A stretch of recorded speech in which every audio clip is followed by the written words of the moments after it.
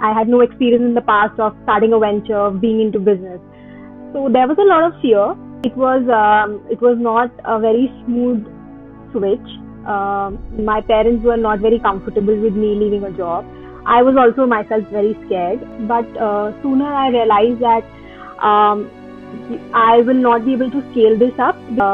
Especially in when you are from a middle class family, there the one thing that you are not taught is to dream.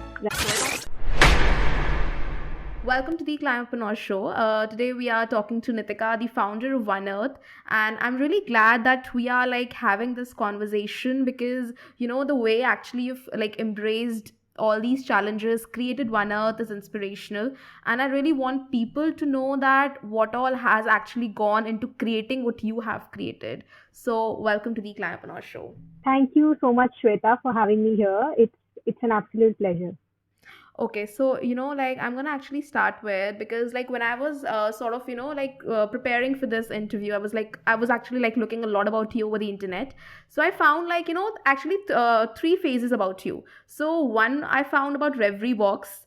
One I found about you upcycling jewelry, and the third I found was One Earth. Mhm. So what is the connection between all Mhm. these three things? Like take us through your journey from Reverie Box to One Earth. Sure. So, yes, we started with the Reverie Box, and that was the first, initiative we had. So, I was a fan of subscription boxes. I used to subscribe to a lot of these boxes. It was way back in 2016, I guess. And, I used to get all these boxes every month, and they were like kind of a gift to me, to myself. And I used to feel very happy with these boxes. But after a while, I realized that most of these products that I get in these boxes, I'm not even using. I'm just holding them in my cupboard, and most of them are, not as per my skin type.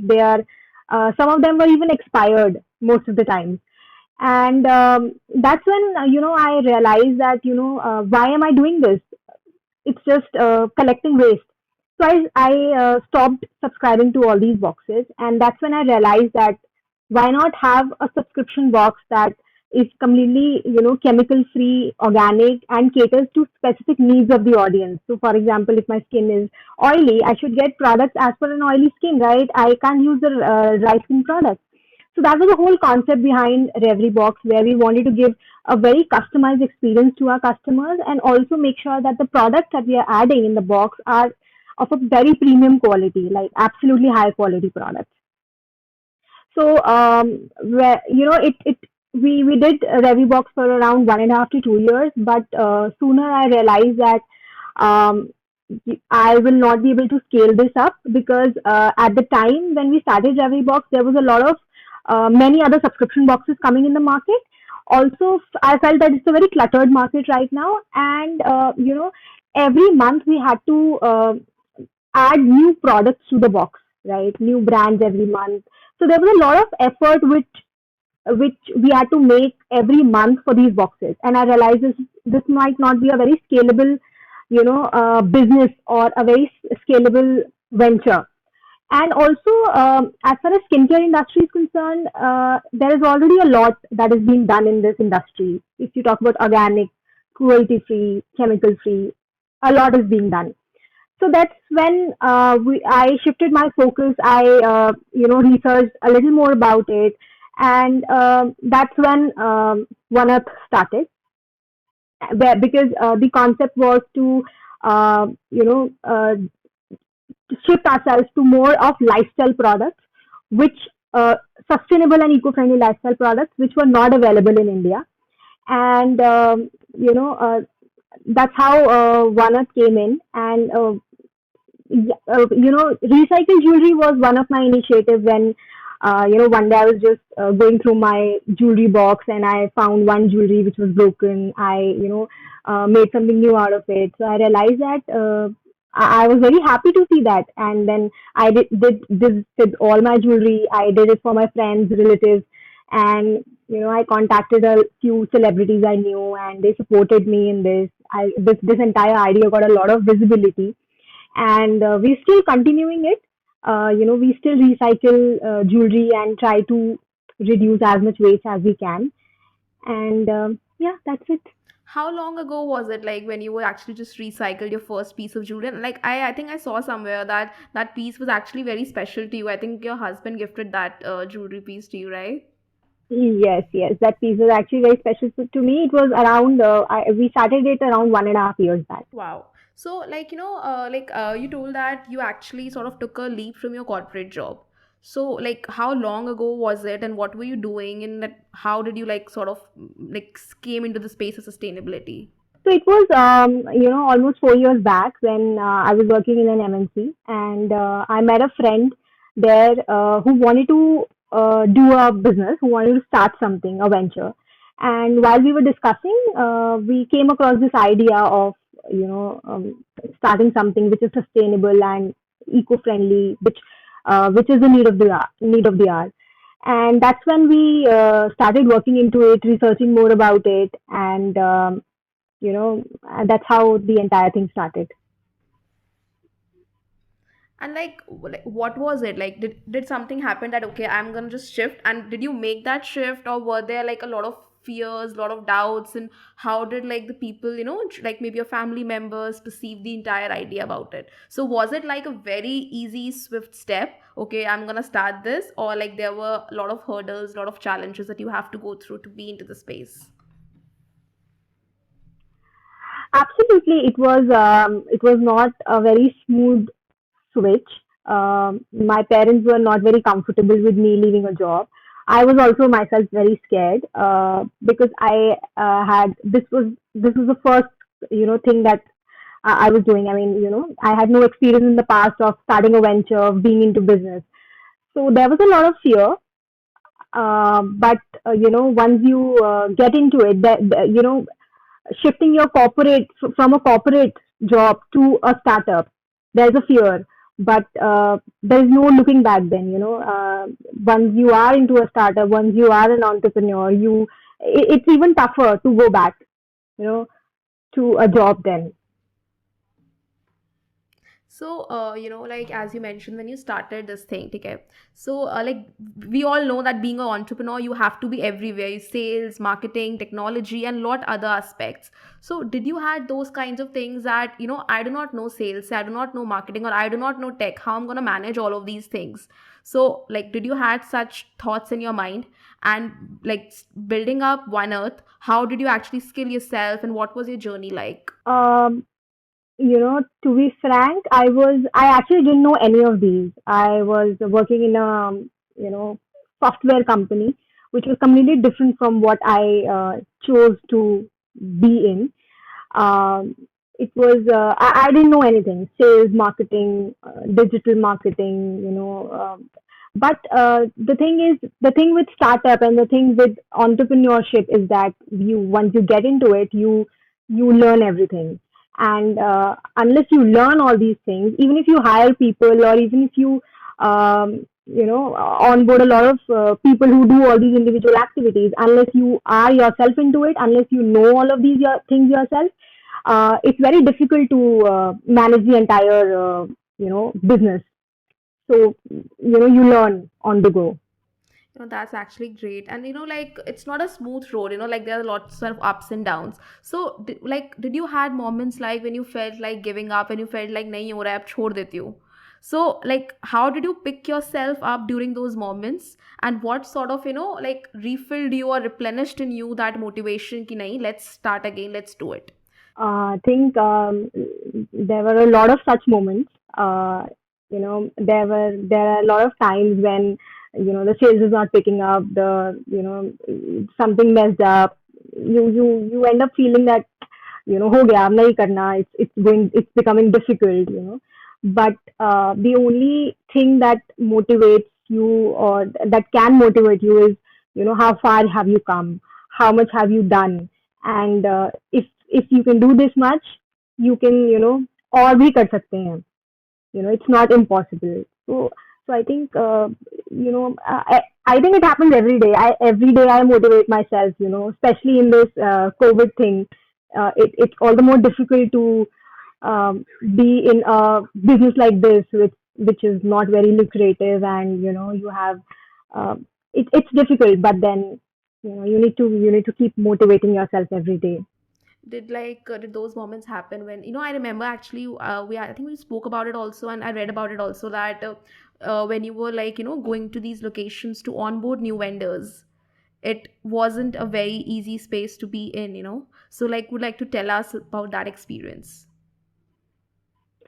Yeah, so it was in the initial days when we had to get our boxes Hmm. done and all these little things. And when you start something in the initial days, you have to do all of these things yourself, right? So I used to go to these, for getting these boxes done, I had to go to a place called it's in Delhi. It's called Piragadi, and we used to get our boxes made from there. So, the entire area was, it was a factory area, and dur dur tak you won't see a woman there. It was all, so that was a very difficult time to, go to such areas. The industry is all male dominated.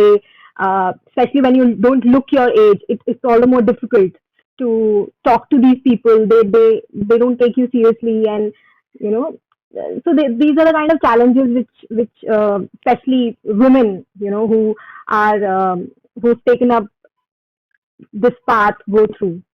So like, did someone did people tell you that chhod do, why are you doing this? Did all those things come into your, like, came into your way? Of course, especially my mother. She's always been, why are you doing all this, and why did you leave your job, and this all of this does not work, because they don't understand, uh, especially in when you are from a middle class family, there the one thing that you are not taught is to dream, right? You're not taught to take risks. They always tell you to, you know do keep doing a job, and I keep hearing all of that from, especially from my mom, that but I think now it is not like how it started, but yes, I had been through all that. So, one question I'll ask you here is that, like, when you are like listening all these things, okay, and you know that some work needs to be done. So, how do you keep your mind stable? That, okay, this is just momentarily thing. This will pass on, but I really need to do my work because that is what is gonna lead me to the next step. So, like, how did you focus on what you were doing during all these things when everyone, you just felt like there was a mental pressure going on? So, like, what gave you the power to actually do what you were doing and not focus on all these things? So definitely it is not easy. It takes up a lot of your mental space. One thing that I started was that I stayed away from my home. Most of the time I was outside in some cafe, or just away from that kind of an atmosphere. But you start to ignore it. The only thing you can do is to just separate your mind from the disturbances, and you just focus on what you want to do actually, and not get distracted by other things. And what were the most, the meaningful moments of your journey, or most fulfilling moments? Like, I'll tell you, because when I started, this was a very new concept that I had in my mind. And I say things like, climate action is beautiful, it can turn your dreams into reality. So, like, after some point of time, when people came and, I was getting these random texts and messages that, we really loved your podcast, it inspired us. So, that were like, my meaningful moments on this journey. So, what were your Hmm. little moments that were very fulfilling to you, and it just came on the right time, that I really needed to hear this today? Did you had any of those moments? So we've always made sure that we really pamper our customers. We write handwritten notes to them. We just always try to make them feel special, right? So there was one moment when I actually got a letter at my place, which was handwritten by a customer who was appreciating what we're doing. So that was a moment when I felt that okay, people are actually reading it, and one of them replied back. So that was a moment which made me feel like it was overwhelming actually. And here I'll ask you that, if like this, like I get this question a lot of times, that why should I go zero waste? Why should I, follow a sustainable journey? Or say, why should I even get products from One Earth or any other sustainable brand? So, what would be your answer to any normal person who has this question? Why should I be, trying to at least go towards a sustainable lifestyle? Uh, so I think it's our oceans have today, more fishes than more plastic than we have these fishes. Our landfills are, landfills, for example, the landfill in Delhi, which has crossed almost 65 meters now, and just 8 meters short of Qutub Minar. So I think waste, if we do not manage our waste at an individual level, it is impossible to manage it once it reaches the landfill, right? We can't wait for the, people who pick our waste to separate it. If we don't do it at our end, it will not happen. And the speed at which we are producing our waste, it's very difficult to imagine where are we going, right? So that's one reason why each one of us should, at least if not zero waste, at least try to reduce as much waste as we can, right? And if I talk about One Earth, we currently have the widest assortment of plastic-free and affordable alternatives for people's home and lifestyle, fashion, and all of these things together. So and what we are, and our goal is to make provide the best experience to our customers. And we are on a mission to become the biggest one-stop eco shop in the country. So that's what I would say. Why One Earth? Did you had those moments, Nitika, like, when because like I actually like had this, because when I started, this podcast and everything, I really felt that, this is what I wanted to do. Really feel that I'm being myself. So when you like actually shifted from your corporate job to One Earth and doing all these things, did you actually feel like breathing, okay, this is what I wanted to do? Do you think that One Earth is actually like helped you align to your purpose? And what does it actually mean to you on a personal level? I think definitely that's the reason I've been able to bring it to this level now, this place now, because of the joy and the excitement and the fun and the thrill that I feel every day when I'm working here, and when I'm doing what I always wanted to do. So that's actually very important. So if you don't feel passionate about what you're doing as an entrepreneur, it's very difficult to continue it for a long time, because your passion and your love for what you're doing is what keeps you motivated in those tough times, when things are not moving, when when all the other things look like they are stuck. So for you to move on, it's very important for you to love what you do and feel feel the excitement in what you're doing. So here I would ask you, Nitika, that when you were just starting this thing, so did your family and friends, like, did they trust in the idea, like did they trusted that, okay, like you're doing something in the sustainability space? So like what was Mhm. their reaction towards it? And like now when you have been into the space for a long time now, so like has their, I would say, lifestyle, or did their thoughts change towards it, towards sustainability, or say, the zero waste lifestyle, or these things? So frankly speaking, no, they actually initially they actually had no idea about the whole concept. They didn't have any, they didn't believe in the concept at all. So we don't even think about consciously about the waste that we generate. So going zero waste or going sustainable is not how we think, right? The entire concept of sustainability is at a very nascent stage in India right now.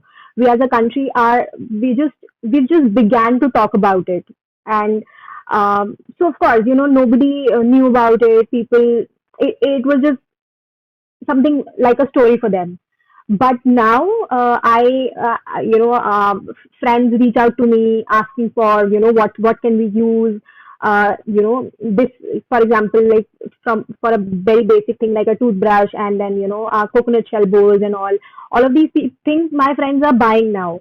Also, a few of my friends actually came forward and they wanted to start something similar. They wanted to, take our products and distribute them to shops and start their own business with these products.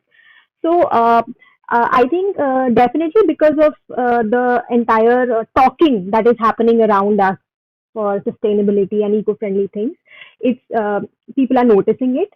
They are realizing how important it is to switch to this kind of a lifestyle, and we are learning, we are growing. And that's definitely nice. And like we all love celebrity stories. So, like, I know that you mentioned somewhere that, Dia Mirza and many other celebrities actually posted about your upcycle jewelry. So, what was your feeling like when you saw that post? And like, how did you feel at that moment and that at that point of time? It was definitely a big moment for me. I didn't expect that.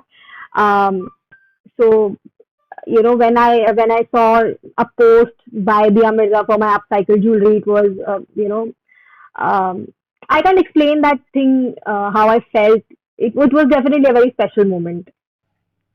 And like I would say that with all like a lot of small sustainable brands coming up, so like obviously like a lot of brands they do not have a like good marketing budget, because I will tell you, like when I started up, people like told me that you need a very high marketing budget to get the consumer. So what would be your advice to people who are just starting up? So like how can actually they reach their target audience? So like with your own experience, what do you think really works when particularly you are working on, I would say, like very minimum resources? So I think marketing is one thing which it is the most written subject in the business world. So there is no secret to marketing as such. We are all learning, and we're doing what anybody else would do. But I think one thing that I would say is to have a the easiest way to connect with your audience today is through social media, right?